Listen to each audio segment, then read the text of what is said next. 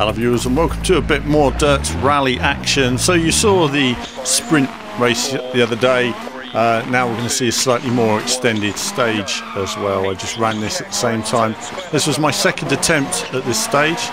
First time I made a mistake halfway round. So I wanted to do it fresh, you know, where I'm just listening to the notes rather than learning too much of the stage. There's a lot to learn, but if you run it a few times you will get the gist of the more difficult corners. I didn't really want to do that. I wanted to go in kind of fresh. So in that sense it gives me a better opportunity to listen to the co-driver and you know, what kind of notes I'm getting and how accurate they are. When I first played Dirt Rally, I struggled on the Monte Carlo stages when they first showed it, because I felt that occasionally the notes just weren't quite right for me. Even on the, I think I did the Greece stage as well, some of the notes were telling me a certain corner number and this wasn't corresponding with the gears or feeling of speed I have sort of on the car. So I was kind of going a little bit slower all the time, which meant, I mentioned on the video of Pikes Peak, I was lifting a lot because I wasn't really trusting the co-driver so much. Again here I'm listening much more to my co-driver now, but still understanding how to get the car best around some of these corners. Struggling with the handbrake, so I'm not always hitting the handbrake. Sometimes I give the handbrake just a touch. Much easier when you actually got a physical handbrake to work with. Lots of very tricky corners here on this section. I haven't been through all the German stages, so working my way around. Look at the view, look at the fields, look at the trees. This is what I like to see in a rally game. This is what we see in so few rally games. I keep saying to people is, you feel like you're driving down a tunnel in a lot of rally games, and here you don't. You feel like you're actually travelling through an environment. You know, you can see the fields, you can see the views. And I like this with all the stages, very dynamic replay cameras. I get a corner slightly wrong there. Dynamic in terms of replays, they show you higher views. It's nice to see that sort of rally feel, so you feel like you're travelling across a large stage, a large open space.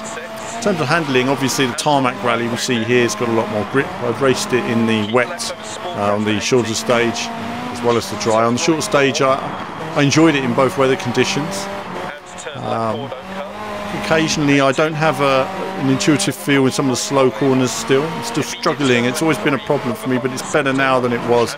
Certainly for me the feeling of speed has been increased immensely. Shame I can't drive from cockpit cam view, but having said that, it's still very playable from the bonnet cam. And when they bring in all the field of view controls and seat movement controls, then I'll be able to drive it from the cockpit cam as well. So working my way through the stage, no mistakes so far. I'm racing it on the professional setting. I don't know what the hardest setting is, but I'm racing on professional here. And I'm still leading the rally for once without crashing off. And then I nearly go off. Again, just misheard it sometimes. It's a combination of hearing a co-driver and seeing the corner, and sometimes you can misjudge what he's saying in terms of distance, and that takes experience. I mean, if I played this lots and lots and lots, I'd get better and better at it, but cutting almost too close to the inside. But suffice to say that Dirt Rally's coming along really nicely. It's a nice growing package. You know, it needs more cars. But I look forward to future stages and rallies coming. What do I like? I like New Zealand, I like Australia, and I look forward to seeing those added to the roster.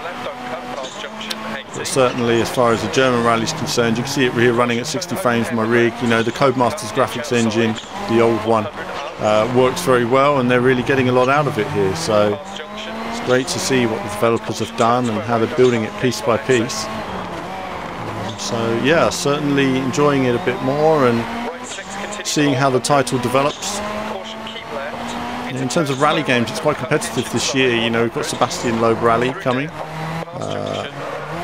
Take that corner there, just landing on the wheels, you can feel that sensation. That worked. Braking early at the bottom of the hill, a bit too early. Wasn't able to slide the car in quite as I would like there. You know, I need to understand a bit more of getting body language in the car. I mean, certainly at times a little flick on the handbrake would help slide the car a bit more, but I'm struggling with that handbrake. So we have Sebastian Loeb Rally coming as well. It's going to showcase the new Milestone graphics technology. We have, what else we have? We have WRC5, which has been shown, which looked uninspiring in the latest trailer. It looked better in the gameplay than it did in the trailer, though it has to be said that that's very much an arcade game. It's not looking to be a serious rally simulator. This is much more of a rally sim, but having said that, there's no reason why a game couldn't play more arcade-like but be set on actual stages, and I think that's always been the issue with rally games. They haven't accurately conveyed the feeling of the sport, and I think this conveys a good feeling of rallying as a sport. You know, you've got the marshals and the people and the details, you've got the views, and I look forward to seeing views like this in Sebastian Loeb Rally. I mean, let's see their sort of open plan environments, their open fields and everything. Whoa, as I get that completely wrong, bit of a disaster from first to last. Basically, I saw the corner in the distance, so that's what he was talking about, came over a blind hump and then realised, oh, actually the corner was there, dodged the barriers, but alas, that's finished me in this race again. So I thought, do I run it again? No, let's just go with it, get to the end of what has been a longer stage, and I could do probably an unsighted warning there. And you can see not much grip on that surface as well, so a challenging but fun stage. And as I come around these final few corners, that's it for this, and there'll be more from me very soon.